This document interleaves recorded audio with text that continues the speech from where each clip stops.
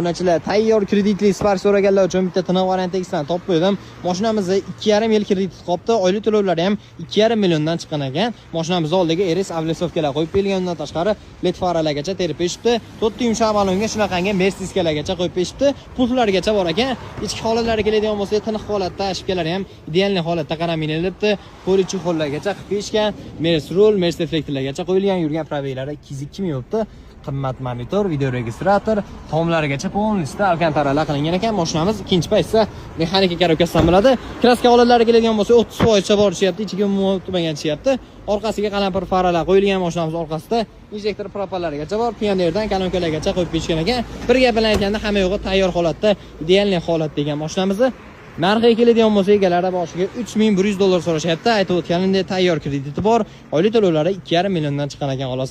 Ma'lumot uchun egalarning nomerini pastda qoldiryapman. Aloqaga chiqib, bemalol baraka qilishlari mumkin.